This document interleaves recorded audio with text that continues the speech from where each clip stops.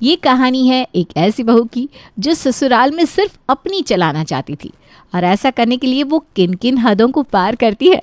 चलिए देखते हैं। देखिए सासू माँ, क्या क्या लाई हूँ मैं बाजार से। क्या क्या लाई हो?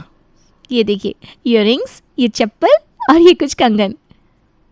और वो दूसरे वाले बैग में क्या रखा है? अरे सासू माँ, ये मैंने ना नया स्पीकर लिया है। मेरे रूम में जो स्पीकर रखा है ना, वो ख़राब हो गया है। क्या बताऊँ आपको, 2 दिन से वर्कआउट कर रही थी बिना म्यूज़िक के, बिल्कुल भी अच्छा नहीं लग रहा था मुझे। अरे बहू, लेकिन अभी तो मयंक के नाम पर कितनी ईएमआई चल रही है, और ऐसे में इतना खर्च क्यों कर रही हो? ओफो सासू माँ, किस्तें वगैरह तो चलती रहती है, इसका मतलब ये थोड़ी ना है कि ज़िंदगी जीना भूल जाएंगे। और वैसे भी ये इतना तो कमा ही लेते हैं कि ईएमआई वगैरह आराम से भर दें और मेरे छोटे मोटे शौक भी पूरे कर दें। बहू, थोड़ा बहुत सामान तो तुम खरीद सकती हो, उसके लिए मनाही नहीं है। लेकिन देखो, आज कितनी सारी शॉपिंग कर ली है। अगर तुम ऐसे ही शॉपिंग करती रहोगी तो घर चलाने में तुम्हारे ही पति को प्रॉब्लम हो सकती है ना। अब अच्छा सासू माँ, मेरी मॉम का ना कॉल आ रहा है, थोड़ी देर में आपसे बात करती हूँ, ठीक है। मीनाक्षी अपने कमरे में चली जाती है। जब देखो टुकती रहती है, परेशान कर रखा है मुझे। खैर, अगला दिन आता है तो मीनाक्षी देखती है कि घर में उसकी ननद आई हुई है। ये हफ्ते में 2 बार तो आ ही जाती है, परेशान करके रखा है इसने। जब आती है, नाश्ता बनाओ, ये करो वो करो। अरे बहू, तू उठ गई, ज़रा पोहे बना दे तो। माँ जी, मुझे ना पोहे सही से बनाने नहीं आते, प्लीज़ आप ही बना दीजिए ना। और ऊपर से माँ जी ना, मुझे काम से बाहर भी जाना है। ठीक है बेटा। मीनाक्षी अपने कमरे में चली जाती है। क्या हुआ मम्मी, भाभी आई कि नहीं? अरे तुझे तो पता ही है, तेरी भाभी एक नंबर की कामचोर है। मैंने उसे पोहे बनाने के लिए बोला तो नाटक करने लगी और चुपचाप चली गई अपने कमरे में। वही तो, पता नहीं कैसी बहू मिली है हमें। तो आप दोनों भैया से कुछ बोलते क्यों नहीं? अरे तेरा भाई कुछ बोलता है तो तेरी भाभी सुनती कहाँ है। कुछ दिन ठीक रहती है, फिर वैसे की वैसी। इसके कुछ दिन बाद ही फिर से घर में कुछ मेहमान आ जाते हैं। 2-3 दिन हुए नहीं कि फिर से मेहमान। ये काका काकी खुद तो आए ही, साथ में 2-3 लोगों को भी लेकर आए। अरे इतने सारे मेहमान आते हैं और माँ जी ये भी नहीं सोचती कि इनकी वजह से घर का कितना राशन खत्म हो जाता है, और ऊपर से घर की बाकी चीज़ें भी तो खत्म होती है। और मेरे पति इन लोगों के लिए थोड़ी ना पैसे कमा रहे हैं। आज तो कुछ करना ही होगा, क्योंकि ये लोग तो बात बात पर अब घर में आने लगे। चलो, अभी मौका अच्छा है, सासू माँ किचन में है, इनकी वाट लगाती हूँ। अरे बहू, आओ ना, हमारे पास बैठो। तुम तो हम लोगों के पास आती ही नहीं आजकल। वही तो। अरे काका काकी, आप लोग तो हमेशा हमारे घर में आते रहते हैं, तो आप लोगों के साथ तो ऐसा फील होता है जैसे कि आप लोग यहीं पर रहते हो। तो मैं भी सोचती हूँ मैं तो आप दोनों से कभी भी मिल सकती हूँ, इसलिए आप लोगों से मिलने थोड़ा लेट ही आती हूँ मैं। हम लोग यहाँ आते हैं, तुम्हें अच्छा नहीं लगता क्या बहू? अरे नहीं काका जी, ऐसी बात नहीं है, पर जो सच्चाई है वही बोल रही हूँ। आप लोग यहाँ पर 10-15 दिन में एक बार तो आ ही जाते होंगे। क्या बात है, आपकी बहू और बेटे आप दोनों को अच्छे से रखते नहीं है क्या? आपका ख्याल नहीं करते जो आप लोग बार बार यहाँ चले आते हैं? क्या बकवास करी जा रही हो, दिमाग तो ठीक है तुम्हारा? वही तो कामिनी, चलो यहाँ से, मुझे तो यहाँ एक पल भी नहीं रुकना। अरे काका काकी रुकिए तो। पर मेहमान घर से चले जाते हैं। बहू, तुम्हें बिल्कुल भी तमीज़ नहीं है क्या कि अपने से बड़ों से कैसे बात करते हैं? वही तो, इसने तो हमारी नाक ही कटा दी। पता नहीं वो दोनों हमारे बारे में कैसी कैसी बातें फैला रहे होंगे। अरे सासू माँ, ससुर जी, आप लोगों को गुस्सा नहीं करना चाहिए, बल्कि इसके लिए मुझे धन्यवाद कहना चाहिए। मेरी वजह से घर में अब ये मेहमान बार बार नहीं आएंगे। बहू, तमीज़ से बात करो, वो तुम्हारे काका और काकी है। हाँ माँ जी, काका काकी आते हैं वो ठीक है, लेकिन ये भी तो देखिए कि काका काकी अपने साथ 2-3 लोग एक्स्ट्रा भी तो लेकर आते हैं। कभी अपने पड़ोसियों को लेकर आएंगे, कभी दूर के चाचा चाची के बच्चों को लेकर आ जाएंगे। तुम तो ऐसे कह रही हो जैसे मेहमानों के आने पर तुम ही उनकी खातिरदारी करती हो। वही तो। माँ जी, खातिरदारी मैं नहीं करती हूँ, लेकिन खातिरदारी में जो पैसे लगते हैं ना, वो मेरे पति के हैं। आप मेहमानों के ऊपर इतना खर्च करती हैं, तब आपको खर्चे दिखाई नहीं देते, लेकिन जैसे ही मैं बाजार से कुछ खरीद कर लाती हूँ, आपको खर्चे दिखाई देने लगते हैं। खामोश बहू, अब एक लफ्ज और नहीं चाहिए। नहीं सासू माँ, मैं आजकल की मॉडर्न बहू हूँ और मैं अपनी जुबान बंद नहीं रख सकती। जो गलत है वो गलत है। ये कहकर मीनाक्षी अपने कमरे में चली जाती है। थोड़ी देर बाद जब मीनाक्षी का पति आता है तो मीनाक्षी की सासू माँ उसे सारी बात बताती है। अभी मैं जाकर उससे बात करता हूँ। मयूर कमरे में जाता है। मीनाक्षी, तुमने काका काकी को घर से भगा दिया? अरे भगाया नहीं था, मैंने तो जो सच बात थी वो बोल दी बस। तो मैं वो सब बोलने की क्या जरूरत थी? अरे मैंने जो किया है वो सही किया है, अब आप इस पे इतना गुस्सा क्यों हो रहे हो? देखो, मैं तुम्हारी छोटी छोटी बातों पर गुस्सा नहीं होता, लेकिन अब बहुत ज़्यादा हो रहा है। आगे से ऐसा बिल्कुल नहीं होना चाहिए। और हाँ, अपनी ज़बान पर थोड़ा कंट्रोल रखो। माँ ने मुझे सब कुछ बताया है। आगे से मैं ऐसी कोई भी शिकायत नहीं सुनना चाहता। अब सासू माँ भी पता नहीं कैसी हैं। देखो, ज़्यादा बोलने की ज़रूरत नहीं है, गलती तुम्हारी है, इसलिए तुम्हें बात सुननी पड़ेगी। मैंने तो सोचा था कि मेरा पति मेरे काबू में है, लेकिन मैं ही गलत थी। अगले दिन मयूर अपनी पत्नी को मनाने आता है। अब कल की बात भूल भी जाओ मीनाक्षी, स्माइल प्लीज़। अच्छा, आई एम सॉरी। बस देखो, 3 दिन बाद तुम्हारा बर्थडे है ना, बताओ तुम्हें क्या चाहिए? मुझे एक नेकलेस चाहिए। अच्छा ठीक है, दिला दूंगा अपनी पत्नी को, लेकिन ये तो बताओ उसकी कीमत कितनी है? ज़्यादा नहीं, बस 45,000 का। क्या 45,000? मीनाक्षी, तुम्हें पता है ना अभी मेरे नाम पर कितनी EMI चल रही है? 3 महीने पहले कार ली थी, उससे पहले ज़मीन। थोड़ा तो सोचो, मैं तुम्हारे लिए इतना महंगा नेकलेस कहाँ से लाऊंगा? मुझे पता था आप यही बोलोगे, मुझे नहीं चाहिए कोई हार वार। पूछने ही क्यों आते हो? देखो मीनाक्षी, एक पत्नी ही अपने पति की प्रॉब्लम को समझ सकती है, लेकिन तुम हो कि मेरी प्रॉब्लम को बढ़ाने की सोचती रहती हो। अगर नेकलेस दिलाने का मन नहीं है ना तो सीधे सीधे मना करते थे, इतना सुनाने की क्या ज़रूरत है मुझे? अरे ये जो कार, घर, ज़मीन मैंने ले रखी है, किसके लिए ले रखी है? ये क्या तुम्हारे काम नहीं आएगी? ये सब ना नाटक है, नाटक। उस कार में क्या सिर्फ मैं ही बैठती हूँ? और इस घर में क्या सिर्फ मैं ही रहती हूँ? तुम्हारे माँ बाप भी तो रहते हैं, तुम भी तो रहते हो। मीनाक्षी, अब ना बहुत ज़्यादा हो गया। मुझे तुमसे बात ही नहीं करनी चाहिए थी, क्योंकि तुम बात करने के लायक ही नहीं हो। माँ सही कहती है, तुम में बात करने की बिल्कुल तमीज़ नहीं है। इस तरह मयूर मीनाक्षी को बहुत सुनाता है और कमरे से बाहर निकल जाता है। ये तो मेरी बात बिल्कुल भी नहीं मानते। शादी के पहले सोचा था कि ऐसा पति मिलेगा जिसे मैं डोमिनेट करूंगी। खैर, 3 दिन बीत जाते हैं, मीनाक्षी का बर्थडे भी आ जाता है। इस मौके पर मयूर अपनी पत्नी के लिए एक हार लेकर आता है, जिसकी कीमत थी 1,000। Thank you. एक तो इतने प्यार से मैं यह हार लेकर आया, और ये तो मुंह बना रही है। छोड़ो, इसकी आदत ही ऐसी है।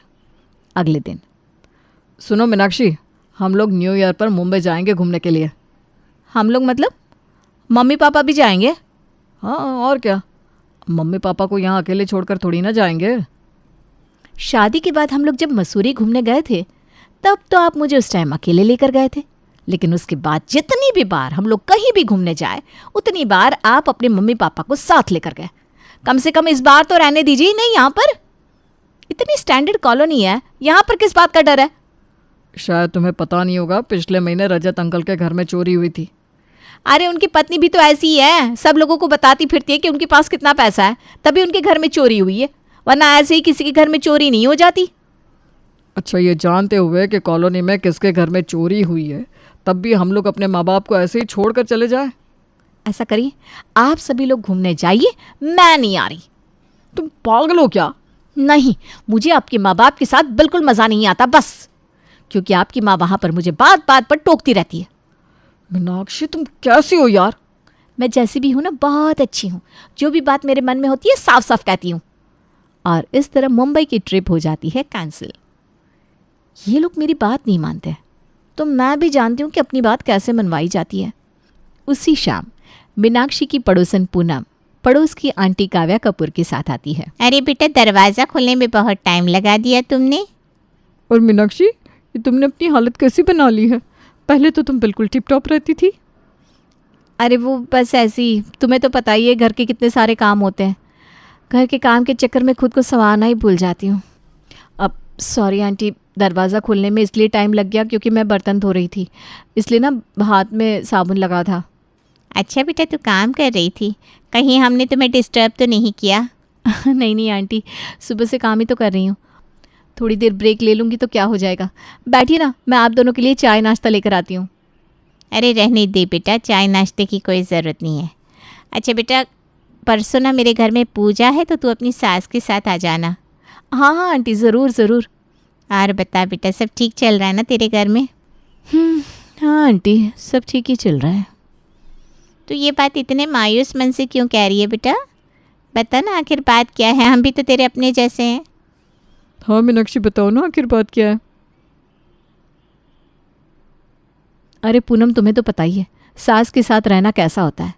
सबको काव्या आंटी जैसी सास थोड़ी ना मिलती है। अरे क्यों भाई, क्या हुआ? तेरी सास अच्छी नहीं है क्या? बस आंटी, वही है हर घर की एक कहानी। सास ससुर के साथ रहना कितना मुश्किल होता है ये बात तो आपको भी पता होगी। आपकी सास भी एक ज़माने में आपके साथ ऐसा ही करती होंगी। हाँ बेटा, ये तूने सही कहा।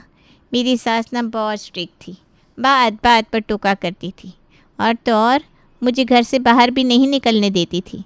इसलिए जब मेरी बहू आई तो मैंने ठान लिया कि जो मेरे साथ हुआ है वो मैं अपनी बहू के साथ नहीं होने दूंगी। हाँ आंटी, मैंने देखा है आप अंजलि को कितने अच्छे से रखती हैं। देखकर लगता ही नहीं कि वो आपकी बहू है, ऐसा लगता है जैसे वो आपकी बेटी है।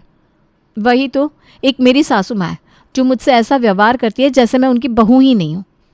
और इस तरह मीनाक्षी बड़ी बेचारी बनकर अपनी दोनों पड़ोसियों से अपनी सासू माँ के बारे में काफ़ी झूठी बातें फैलाती है। इसके कुछ दिन बाद जब पूनम प्रसाद देने आती है। अरे मीनाक्षी, क्या बात है? बड़ी मुरझाई हुई सी लग रही हो, तबीयत तो ठीक है ना? नहीं पूनम, मेरी तबीयत बिल्कुल ठीक नहीं है। मैंने सासू माँ से कहा कि मुझे डॉक्टर के पास ले चलो, लेकिन वो है कि मान ही नहीं रही। चल मैं तुझे ले चलती हूँ, चल। नहीं नहीं नहीं, मैं तुम्हारे साथ नहीं जा सकती।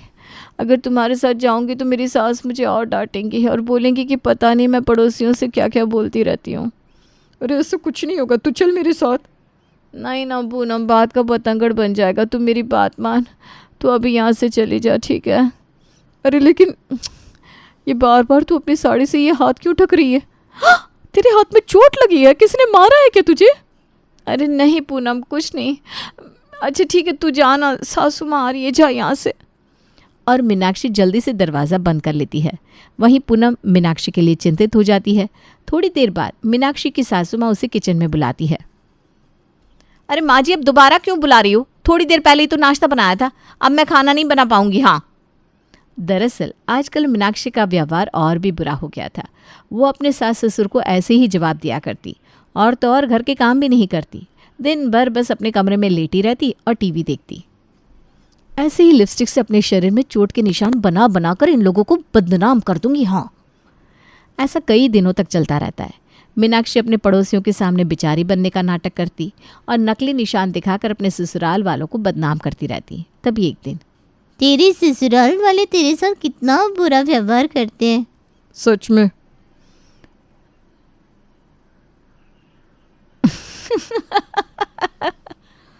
अरे क्या हुआ? मेरे ससुराल वाले मुझे डोमिनेट करना चाहते थे, उल्टा मैंने ही उनको डोमिनेट करना शुरू कर दिया। ऐसी चाल चली कि सभी लोग मेरे काबू में आ गए, सबको डरा कर रखा है मैंने। और मीनाक्षी उन दोनों को सारी बात बता देती है। वहीं पूनम को हाल ही में रील बनाने का शौक चढ़ा था, इसलिए उसका फ़ोन ऑन रह जाता है और ये सारी बातें रिकॉर्ड हो जाती है। खैर, मीनाक्षी की बातें सुनकर दोनों हैरान रह जाती हैं। इसके कुछ दिन बाद जब मीनाक्षी के घर में पार्टी थी। देखो तो मानसी सबके सामने कैसा अच्छा होने का नाटक कर रही है। हाँ यार, सच में यकीन नहीं होता कि आज के ज़माने में ऐसे भी लोग हैं। लेकिन मैं इसका पर्दाफाश करके रहूँगी। इसके बाद पूनम सीधे मीनाक्षी की सासू माँ के पास जाती है और उसे सारी बात बता देती है। अब चिंता मत करिए आंटी जी, मेरे पास एक प्लान है। ये कहकर पूनम सीधे मीनाक्षी के पास पहुँचती है। और बता, सब ठीक है ना? अरे इनको तो मैंने अच्छे से डरा धमका कर रखा है, तो सब कुछ ठीक ही रहेगा ना। मैंने तो बोल दिया कि मैं एक औरत हूँ, और एक औरत बस एक आवाज़ भी उठा दे ना तो सब अंदर पहुँच जाते हैं। और ये सारी बातें पूनम अपने फ़ोन में रिकॉर्ड कर लेती है और फिर मीनाक्षी की सास के पास पहुँच जाती है। रोइए मत आंटी जी, अब सब ठीक हो जाएगा। हाँ पूनम बेटा, तो एकदम सही समय पर मेरी मदद करने आई है। इसने तो हमारा जीना ही मुश्किल कर रखा है। इसके अगले ही दिन हेमा मीनाक्षी के मायके वालों को घर में बुलाती है और उन सभी के सामने वो वीडियो चला देती है। देखा आप लोगों ने, अब तो यकीन हो गया ना आप लोगों को कि आपकी बेटी गलत है। मम्मी पापा, ये सब झूठ है, ये मेरी आवाज़ नहीं है। चुप कर, अब और कितना झूठ बोलेगी। हमने तेरे सास ससुर का भरोसा नहीं किया, तेरे पति का विश्वास नहीं किया, लेकिन अब ये वीडियो, इस पर भी विश्वास ना करें, जिसमें तू खुद अपनी गलतियों को कबूल कर रही है, और वो भी बड़ी खुश होकर, और जिसे तेरे पड़ोसियों ने ही रिकॉर्ड किया है। वही तो, क्या ये सारे लोग झूठ बोल रहे हैं और तू अकेले सच बोल रही है? क्या हमने तुझे यही संस्कार दिया है बेटा? समधी जी, समदन जी, हम दोनों को माफ़ कर दीजिए। हम दोनों ने आपकी बात बिल्कुल नहीं सुनी। ससुर जी, अगर हमारे पड़ोसी ने सही वक्त पर हमारी मदद नहीं करी होती तो आज शायद हम सलाखों के पीछे होते। मीनाक्षी चलो, तुम यहाँ रहने के काबिल नहीं हो। तुमने इस शरीफ परिवार को बहुत परेशान कर लिया है, चलो। और मीनाक्षी के मायके वाले उसे अपने साथ ले जाते हैं। वहीं मीनाक्षी बार बार अपने ससुराल वालों से अपने किए के लिए माफ़ी मांगती रहती है। खैर, आखिर 3 महीने बाद मीनाक्षी का पति मान जाता है और उसे अपने साथ ले आता है। मैं वादा करती हूँ आगे से ऐसा कभी भी नहीं होगा।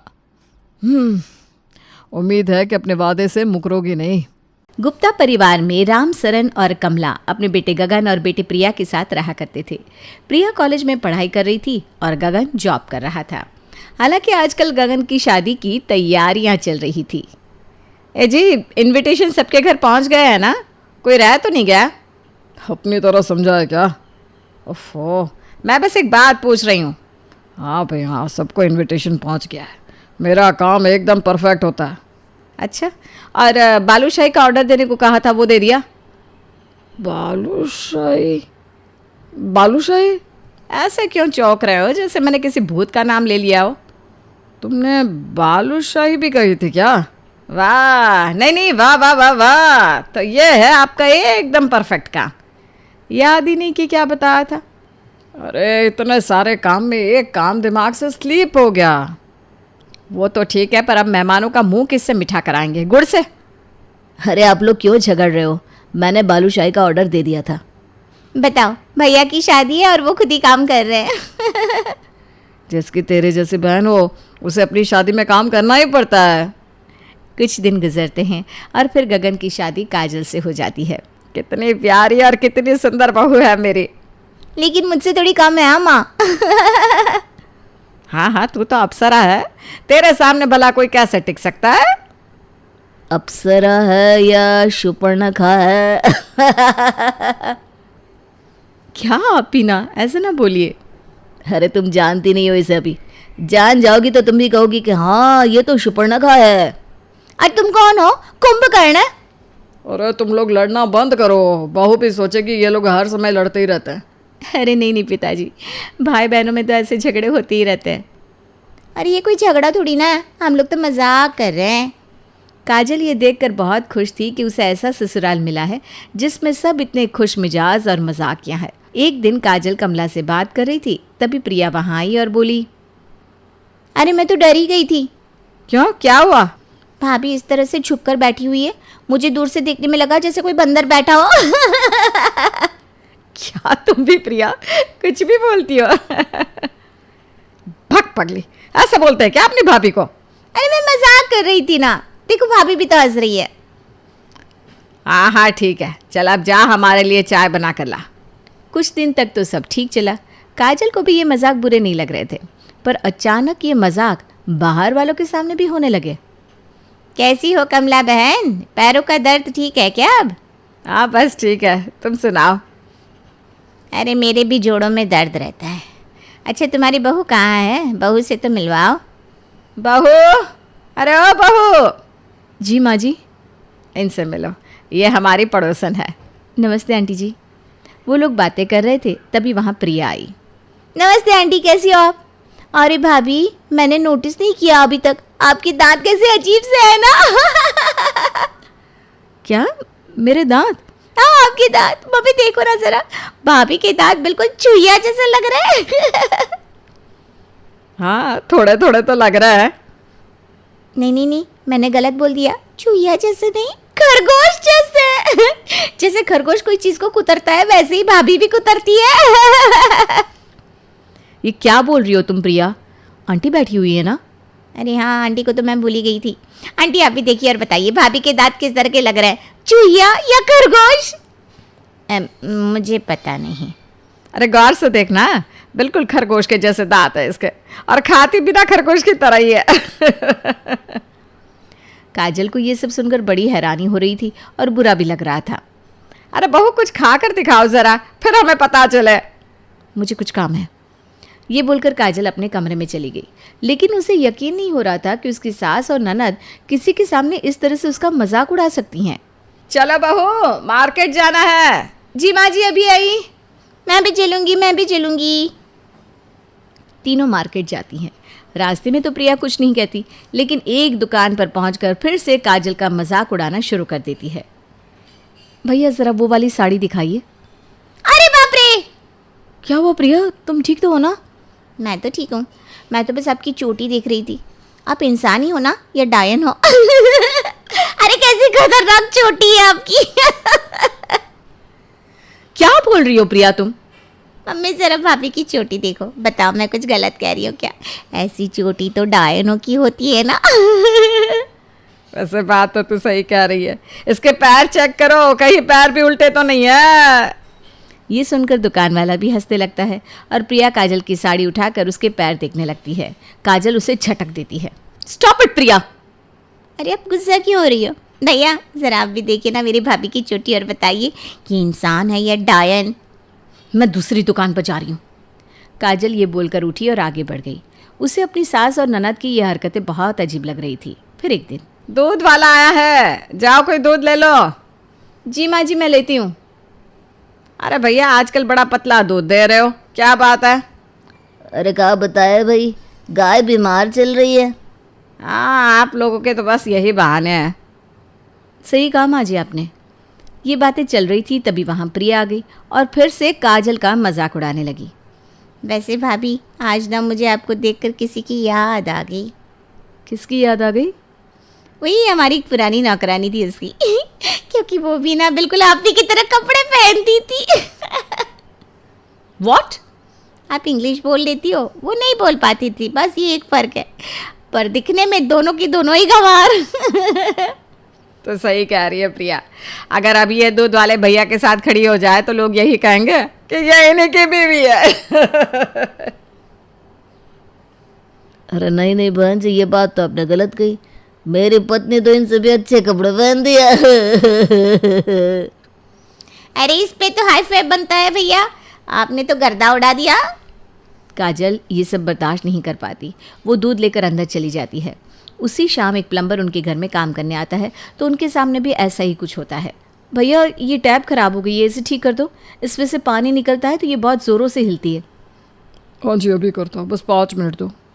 हाँ भैया जल्दी से कर दो, क्योंकि ये टैप बिल्कुल मेरी भाभी की नाक की तरह हो गई है।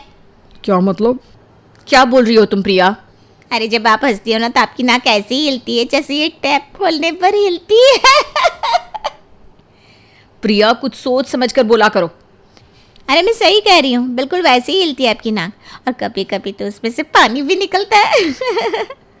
ये बात तूने सही कही बेटा, जब बहू हंसती है तो उसकी नाक निकल पड़ती है। क्या सच में ऐसा? फिर तो मैं भी देखना चाहूँगा। आप लोग कुछ तो सोच समझ कर बोला करो। ये मजाक नहीं है, अपमान है। अरे बहू इतना क्यों सीरियस हो रही है?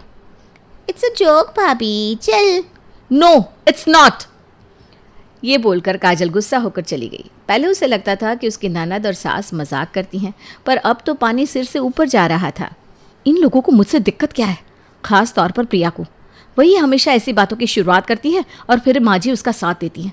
कम से कम उन्हें तो प्रिया को समझाना चाहिए कि ये गलत है। अब अगली बार कुछ होगा तो मैं बोल दूंगी। काजल जिस अगली बार के बारे में सोच रही थी वो अगले ही दिन आ गया, क्योंकि उस दिन उसकी माँ उससे मिलने आई। अरे माँ आप, व्हाट अ प्लेजेंट सरप्राइज। कैसी हो सरला बहन? मैं अच्छी हूँ, आप सुनाओ। जी बस भगवान की कृपा है। मैं नाश्ता बना कर लाती हूँ माँ। कैसे बोलती हो भाभी? मैं नाश्ता बना कर लाती हूँ, ऐसा लग रहा है जैसे किसी बच्चे को लॉलीपॉप मिल गया हो। प्रिया माइंड योर लैंग्वेज। अरे इतना गुस्सा क्यों हो रही है? वो तो मजाक कर रही है। मजाक की एक हद होती है। मेरे मायके वालों के सामने मेरा मजाक उड़ाना कहाँ की सभ्यता है? आज तक तो आपको कोई दिक्कत नहीं हुई थी, अब अचानक क्या हो गया? दिक्कत हर बार होती थी पर आप लोगों को दिखता नहीं था।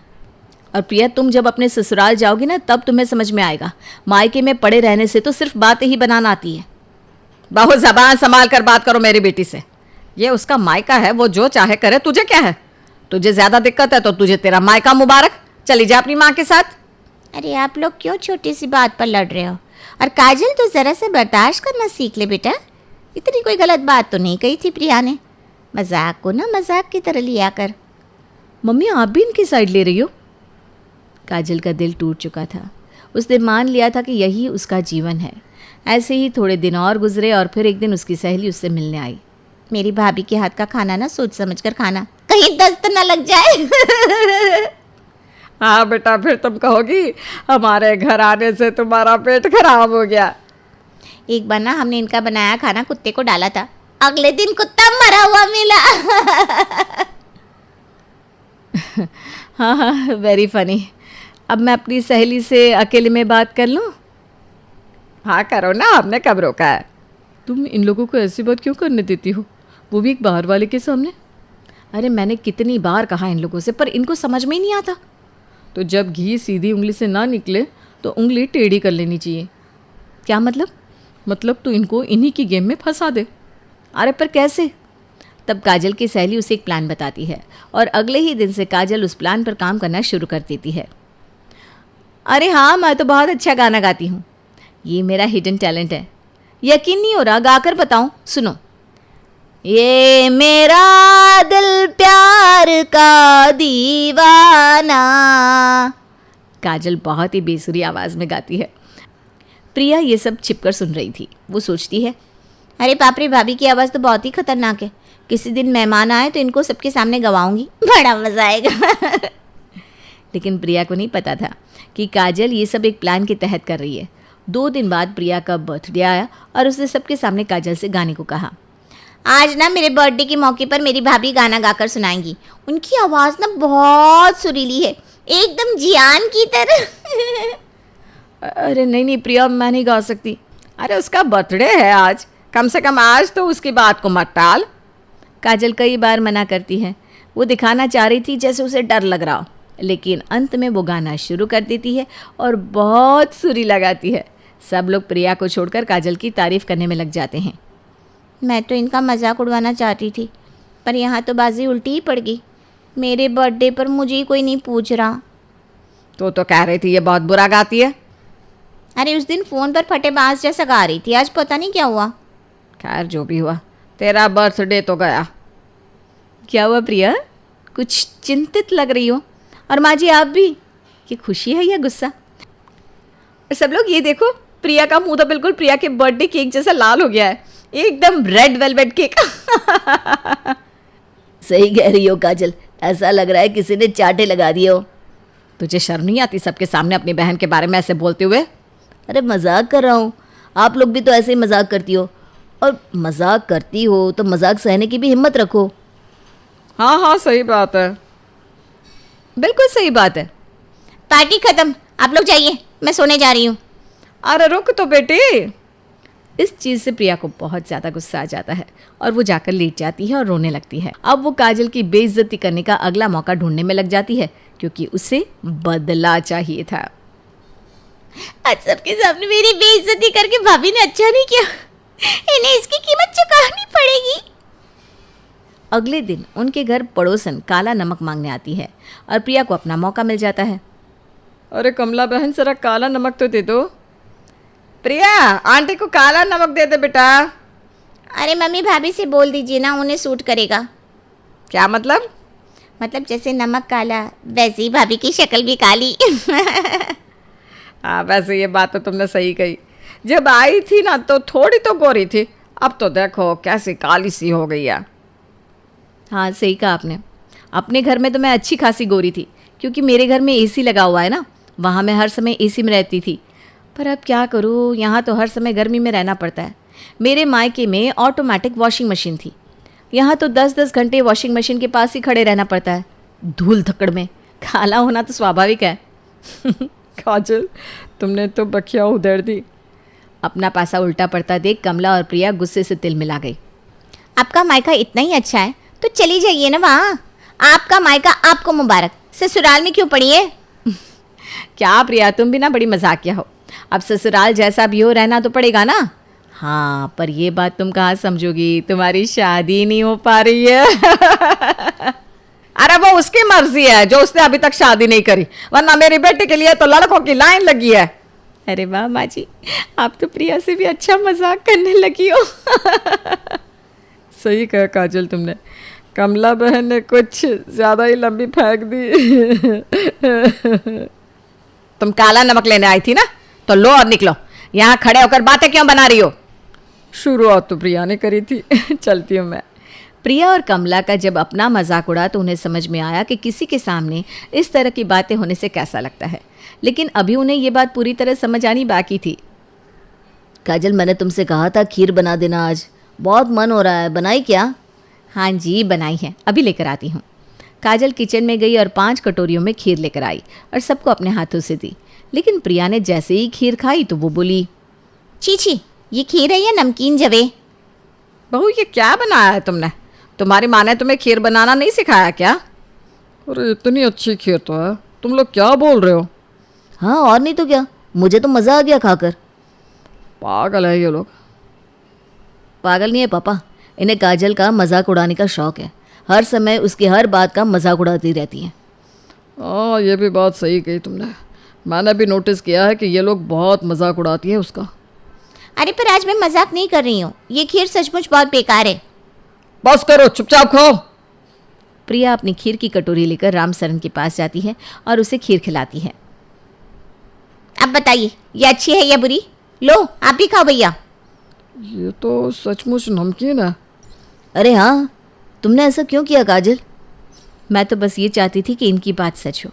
अगर मैं अच्छी खीर भी खिलाती तब भी ये लोग ऐसे ही मजाक उड़ाते, तो मैंने सोचा जैसा इनको बोलना है वैसा ही खिला दूँ। ये क्या बकवास है? नहीं बहू, बिल्कुल सही कह रही है। तुम लोग उसके हर सही बात का मजाक उड़ाते हो। आज उसने सही सबक सिखाया है तुम लोगों को। हर चीज़ में कमी निकालने का शौक है ना, तो कमी वाली चीज़ ही मिलेगी तुम्हें अब। पर पापा। क्या पर पापा? वो बड़ी है तुमसे और तुम हर समय उसका मजाक उड़ाती रहती हो। एक हद होती है। मजाक जगह, समय, लोग और रिश्ता देख कर किया जाता है। और एक बात और, मजाक करने और मजाक उड़ाने में फ़र्क होता है। मजाक करो पर मजाक उड़ाओ मत। बिल्कुल सही बात। इस मामले में मैं भी पूरी तरह से काजल के साथ हूँ। उसने आप लोगों से तंग आकर ही ऐसा काम किया है। रामसरन और गगन की डांट सुनकर आखिरकार कमला और प्रिया को शर्म आ जाती है और वो लोग काजल से माफ़ी मांगते हैं। मुझे माफ़ कर दो भाभी, मैंने कुछ ज़्यादा ही कर दिया। और मुझे भी माफ़ कर दो, मैंने इस पगली का साथ दिया। आप लोगों को अपनी गलती का एहसास हो गया, मेरे लिए यही बहुत है। हमेशा एक बात हमें याद रखनी चाहिए कि सबकी इज्जत की जानी चाहिए, चाहे कोई छोटा हो या बड़ा, सास हो या बहू, लड़का हो या लड़की, हर किसी की। ये सुनकर प्रिया उसके गले लग गई और उन दोनों के बीच का द्वेष खत्म हो गया। हमारी आज की कहानी, जिसमें संजना नाम की एक लड़की शादी करके बंसल परिवार की बहू बनती है। बंसल परिवार में आने के बाद वो देखती है कि उसकी सास चंचल, ससुर राजेश और पति समय, सभी की जिंदगी बहुत ही अस्त व्यस्त है। घर में खाने पीने, उठने सोने, किसी भी चीज़ का कोई नियम है ही नहीं। अगर मैं भी इन लोगों के रंग में रंग गई ना, तो मेरी भी 0 फिगर कुछ दिन में चर्बी का थैला बन जाएगी। हालत तो देखो घर में सबकी, पेट की जगह चर्बी लटक रही है। वक्त बेवक्त सोने जागने से आंखों के नीचे काले घेरे बन गए। ना हेल्दी खाना खाते हैं। लगता है पूरे घर की कमान मुझे अपने हाथ में लेनी पड़ेगी, वरना सबकी हेल्थ खराब होने में ज़्यादा समय नहीं लगेगा। सुबह के 9 बजे। अरे संजना यार, जल्दी नाश्ता लगा दो, मुझे ऑफिस के लिए लेट हो रहा है। क्या बनाया आज नाश्ते में?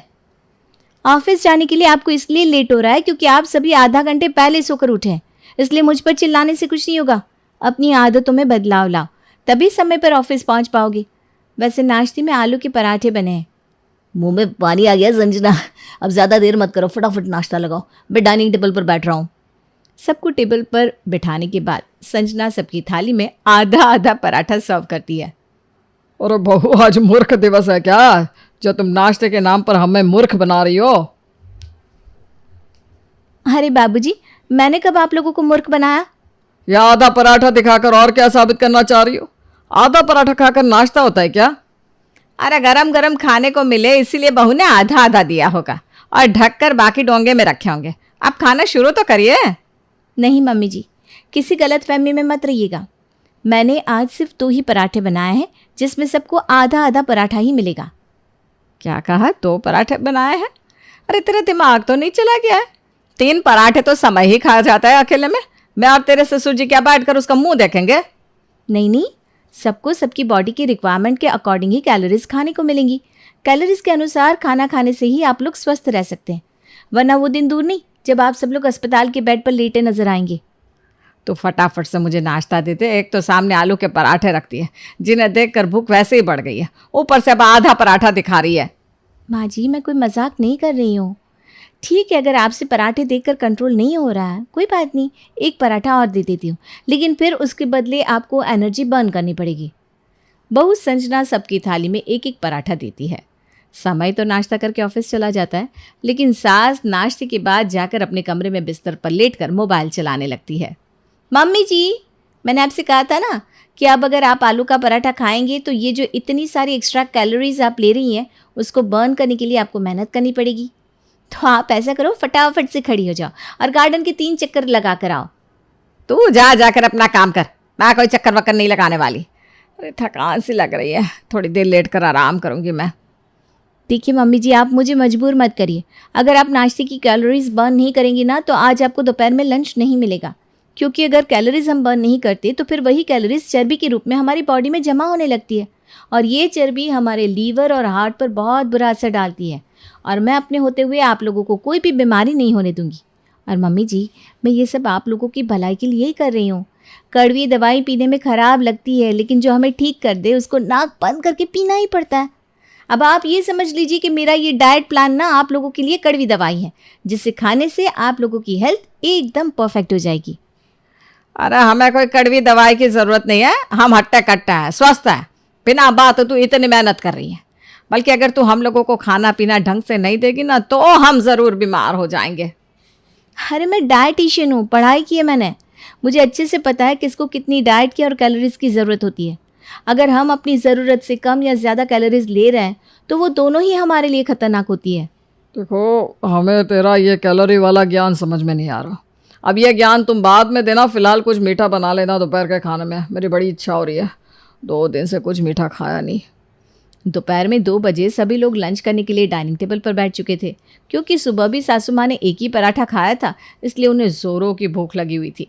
ऊपर से संजना ने एक पराठे के बदले में जो सोसाइटी के 4 चक्कर लगाए थे इसके कारण बेचारी चंचल की तो हालत खराब हो रही थी। बहू, मैंने तुझे कहा था कुछ मीठा बना लेना, कुछ बनाया कि नहीं? हाँ पापा जी, बनाया ना। आज मैंने बादाम का हलवा बनाया है और पता है इसके अंदर मैंने ताज़ा घर का बना हुआ खोया भी डाला है। आप खाएंगे तो खाते रह जाएंगे, इतना स्वादिष्ट बना है। तो ऐसा कर, यही थाली में निकाल दे, कम से कम 2 कटोरी तो मैं खा ही जाऊंगा।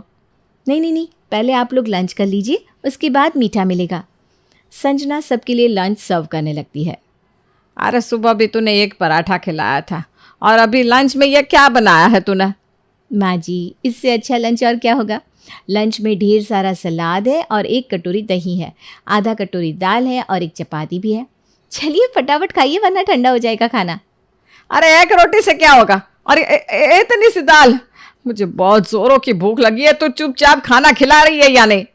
मम्मी जी, मैंने आपको सुबह ही समझाया था ना कि सबको अपने अपने डाइट प्लान के अकॉर्डिंग ही खाना मिलेगा, लेकिन अगर आप मुझे मजबूर करके ओवर ईटिंग करेंगी ना तो फिर उसके बदले में आपको वर्कआउट करना पड़ेगा। सोच लीजिए, वैसे आपकी एज के अकॉर्डिंग ना आप काफ़ी वर्कआउट कर चुकी हैं, फिर आपकी घुटने दर्द करेंगे तो मुझे मत कहिएगा।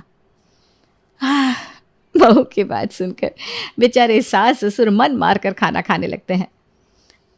अरे ठीक है बहू, 1 रोटी खिला तो रही है, कोई बात नहीं। अभी जब 2 कटोरी हलवा खाऊंगा तो पेट तो उसी से भर जाएगा। खाना खत्म करने के बाद, अरे संजना बेटा, देखो मेरा लंच तो फिनिश हो गया, अब तुम ऐसा करो फटाफट से हलवा खिला दो। हाँ पापा जी, क्यों नहीं, हलवा तो मैंने आपके लिए ही बनाया है। संजना रसोई में जाकर हलवा लेकर आती है और सबकी प्लेट में 2 चम्मच हलवा रख देती है। यह क्या मजाक लगा रखा है? 2 चम्मच हलवा कौन खाता है? पापा जी, वैसे आपकी एज के अकॉर्डिंग ना आपको हलवा मिलना ही नहीं चाहिए, ऊपर से आपको शुगर भी है, लेकिन फिर भी शुक्र मनाइए कि मैं आपको चखने के लिए ही सही हलवा दे तो रही हूँ। देख बेटा, मुझे कोई डायबिटीज़ नहीं है, मुझे तो दे दे तू बाकी का हलवा। रोटी तो तूने खिलाई नहीं, यही खाकर पेट भर लूँगी। हाँ तो मम्मी जी, आपको डायबिटीज़ नहीं है तो क्या चाहती हैं कि ऐसी चीज़ खाने के बाद आपको डायबिटीज़ के साथ कोलेस्ट्रॉल भी हो जाए? आपको पता भी है इसमें कितना घी डाला है? आप लोगों की एज में ना घी तेल खाना जहर के बराबर होता है। अरे बेटा, ऐसे छोटे मोटे जहर का ना मुझ पर कोई असर नहीं होने वाला। तुझे पता नहीं कितनी जहरीली हूँ मैं, और देख हम ना ये सब सालों से खा रहे हैं, ये सब कोलेस्ट्रॉल फैट कुछ नहीं होता। मम्मी जी बच्चों की तरह बहाने बनाने बंद करिए प्लीज़। जब एक बार बीमारियां पीछे पड़ती है ना, फिर इंसान के पास पछताने के अलावा और कोई चारा नहीं बचता। इसके साथ बहस करने से कोई फ़ायदा नहीं। बचा हुआ हलवा तो फ्रिज में ही रखेगी ना, इसके जाते ही चुपचाप निकाल कर खा लूँगी। सास चंचल अभी सोच ही रही थी कि उसे बहू हलवे का कटोरा लेकर घर से बाहर जाती हुई दिखाई देती है। अरे हलवे का कटोरा लेकर कहाँ जा रही है तू? मम्मी जी ये हलवा बाहर कुत्तों को डालने जा रही हूँ। हमारे घर में तो सब खा चुके हैं ना, बचे हुए हलवे का हम करेंगे भी क्या। अरे तेरा दिमाग तो खराब नहीं? इतना स्वादिष्ट हलवा बना है, हमें खाने को नहीं मिला और तू जाकर कुत्ते को डालने जा रही है।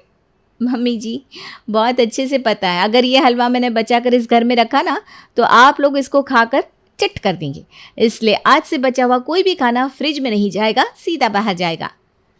हाँ बेचारी चंचल नाना नाना करती रह जाती है, लेकिन उसकी बहू संजना बचा हुआ सारा खाना ले जाकर बाहर कुत्तों के सामने डाल देती है। देख रही हो भाग्यवान, हलवा मैंने बनाया और पार्टी कुत्तों की हो गई। मतलब हमारी तो कंडीशन कुत्तों से भी खराब हो गई है घर में। उन्हें भी पेट भर के खाना मिल रहा है लेकिन हमें नहीं मिल रहा है। आप तो ज़्यादा बोलिए ही मत, आपके कारण ही ये सब हो रहा है। जब इस संजना को देखने गए थे ना, मुझे तो तभी ये लड़की कुछ ठीक नहीं लगी थी। उसकी शक्ल पर लिखा है कितनी तेज तर्रार है, लेकिन आप तो समधी जी के सामने फैलते ही जा रहे थे। बहुत समझदार बिटिया है जी आपकी, डाइटिशियन बहू हमारे घर आएगी तो सबकी सेहत का ख्याल रखेगी, यही कहा था ना। अब ले लो मज़े। शाम के समय अरे भाग्यवान जल्दी से बिस्तर छोड़ दे, बहू को बोलकर चाय बनवा ले, फिर उसके बाद हम लोग पार्क में टहलने चलते हैं, वरना ये रात का खाना भी कैंसिल कर देगी। सुबह से ढंग का खाना खाया नहीं, मेरी आंखों के सामने तो पहले ही चिड़िया नाच रही है। अरे बहू ज़रा 2 कप चाय तो बना दो और हाथ जुड़वा लो, अब रात में कुछ खाने लायक बना लेना। सास की बात सुनकर संजना बहू दोनों के लिए चाय बनाकर ले आती है। पहला घूंट भरने के बाद, ये क्या चाय है? क्या बना कर लाई है तू? मम्मी जी ग्रीन टी है ये, और आपको पता है ये दूध वाली चाय बहुत नुकसानदायक होती है। उसकी वजह से पेट में अल्सर हो सकता है, गैस बन सकती है, और सबसे बड़ी बात शक्कर तो आप लोगों को खानी ही नहीं है ना, इसलिए मैंने आपके लिए ग्रीन टी बनाई है। इसके बहुत सारे फ़ायदे हैं। आज से आप लोग शाम को ग्रीन टी ही पियेंगे। किसी तरह कड़वी ग्रीन टी को गले से नीचे उतारने के बाद सास ससुर पार्क में टहलने के लिए चले जाते हैं। नीचे जाकर, अरे बैठिए ना, कितना टहलेंगे, एक तो वैसे ढंग से खाना नहीं खाया, शरीर में ताकत ही महसूस नहीं हो रही। तुम तो अपने आप को शेर समझती हो ना, यह समझ लो तुम्हारी बहू सवा शेर है। वो देखो बालकनी में खड़े हिसाब लगा रही है कि हम लोग कैलोरी खर्च कर रहे हैं या यहाँ बैठकर टाइम पास कर रहे हैं। मुझे ना रात का पेट भर के खाना चाहिए, इसलिए मैं तो टहलूंगा भाई। तुम्हें भूखा मरना हो तो बैठो आराम से बेंच पर। अरे ये बेताल बनकर मेरे कंधे पर क्यों लटक गई है? भगवान एकदम पागल ही कर दिया इसने। सास ससुर टहलने के बाद जैसे ही घर पहुंचते हैं तो देखते हैं बहू फ़ोन पर किसी से बात कर रही है। संजना समय के दोस्त अंकुर से पूछ रही थी, देखो मैंने तुम्हें ये जानने के लिए फ़ोन किया है कि समय ने आज बाहर का कुछ खाया है क्या? हाँ हाँ भाभी जी, अभी हम लोग गोलगप्पे खा रहे हैं, उसके साथ 2 टिक्की भी खाई है। क्या बात है, कुछ परेशानी है क्या? परेशानी क्या होगी, बस मैं तो वैसे ही पूछ रही थी। अच्छा तो मुझसे झूठ बोलकर बाहर जाकर टिक्की और गोलगप्पे खाए जा रहे हैं। ठीक है आने दो, आज जब इनके डिनर की कटौती करूंगी ना तो अपने आप अकल ठिकाने आ जाएगी। डिनर के समय, अरे भाई मुझसे कौन सी दुश्मनी निकाल रही हो, सबका खाना लगा दिया, मेरा खाना कहाँ है? आप तो बाहर से खाकर आए हैं ना, आपको खाने की क्या ज़रूरत है? मुझे बेवकूफ़ समझने की गलती मत करना। ये देखिए आपका कैलोरी चार्ट। सुबह आप एक पराठा खाकर गए, उसके बाद लंच किया, फिर शाम को अपने ऑफिस में चाय मंगाई, चाय के साथ समोसा खाया, फिर अभी रास्ते में अपने दोस्तों के साथ टिक्की और गोलगप्पे खाए। आपको क्या लगता है आप ऑफिस जाकर कुछ भी अपनी मनमानी करोगे और मुझे पता नहीं चलेगा? आपने एक दिन में यूज़ होने वाली पूरी कैलोरी पहले ही ले ली है। अब अगर डिनर करने की बहुत इच्छा हो रही है तो ऐसा करो, 2 चम्मच पुलाव खाओ और चुपचाप सो जाओ। और हाँ, कल सुबह 4 बजे उठना भी है। ये जो इतना सब खाया है ना एक दिन में, इसको एडजस्ट करने के लिए वर्कआउट भी तो करना पड़ेगा। कल आप पूरा 1 घंटा वर्कआउट करोगे, सोसाइटी के 4 चक्कर लगाओगे, उसके बाद आपको चाय नाश्ता मिलेगा। अगले कुछ दिनों तक बहू संजना ऐसे ही डायरी और पेन लेकर पूरे घर में घूमती रहती है और सबकी कैलोरीज का चार्ट बनाकर उसे मैनेज करने की कोशिश करती रहती है। अरे कुछ करिए ना, वरना मेरे शरीर में ना सिर्फ हड्डियों का ढांचा ही बचने वाला है। मुझे लग रहा है ये बहू की साजिश है कि हमें भूखे रख कर ऐसे ही ऊपर भेज देगी। मुझे तो लग रहा है जल्दी मेरा टिकट कटने वाला है। और बंद करो ये नौटंकी, कोई टिकट विकट नहीं कटने वाला तुम्हारा। बहुत मोटी चमड़ी की हो, इतनी आसानी से कहीं नहीं जाओगी। अरे हटिए आप, आपको अपनी पत्नी की कोई चिंता है कि नहीं, मैं मरूं या जीऊं? अरे नहीं भाग्यवान, मैं तो मजाक कर रहा था। ठीक कह रही हो, चाय के नाम पर वो जहर जैसी ग्रीन टी पकड़ा देती है और खाना मांगो तो ऐसे चम्मच में गिन गिन के खाना देती है कि अपनी किस्मत पर रोना आ जाता है। अरे आप लोगों को अपनी पड़ी हुई है, मेरे बारे में तो सोचो कि 2 चम्मच खाना खाकर मुझे पूरा दिन ऑफिस में काम भी करना होता है। और ये महारानी तो ऑफिस में भी मेरा जीना दुश्वार की हुई है। यहाँ से बचकर अगर ऑफिस में कुछ खा लो तो घर पर जाकर डिनर नहीं मिलता। समझ में नहीं आता करे तो क्या करे। रात को किसी तरह हाथ पैर जोड़कर खाना मांग लो, सुबह 4 बजे एक्सरसाइज करने के लिए उठा देती है। अरे बेटा क्या करें, हमें तो लगा था कि तुझसे बहू की शिकायत करेंगे तो शायद बहू सुधर जाए। यहाँ तो तू खुद ही रो रहा है। खाना तो हमारे यहाँ सिर्फ कुत्तों को मिल रहा है। कॉलोनी के कुत्ते देखे क्या, सारे के सारे कितने मोटे हो गए। हमारे घर में जो भी खाना बनता है हम लोगों को तो 2 चम्मच मिलता है, बाकी सारा खाना कुत्तों के पास जाता है। पहले घर के बाहर 2 कुत्ते घूमते थे, आज 5-6 घूम रहे हैं। और मैंने ना कल गूगल पर सर्च किया था, ये लोगों को बार बार डाइट चार्ट करके धमकाती है ना। मैंने देखा डाइटिंग करने वाले लोग ना लो कैलोरी फूड खाते हैं, हम लोगों की तरफ भूखे नहीं मरते। ये जानबूझकर पहले हाई कैलोरी वाला खाना बनाती है, फिर हम लोगों को 2-2 चम्मच खिलाने के बाद हमारे सामने से खाना उठा कर ले जाती है। ऐसा थोड़ी ना होता है।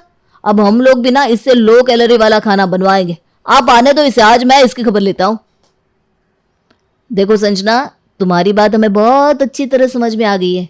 भाई हम भी मानते हैं कि इंसान को अपने शरीर की ज़रूरत के हिसाब से ही कैलोरी का इंटेक करना चाहिए, लेकिन उसके लिए तुम ये हाई कैलोरी वाला हलवा बनाने की कोई ज़रूरत नहीं है। लो कैलोरी वाला खाना बनाओ ताकि हम लोग पेट भर के खा पाए।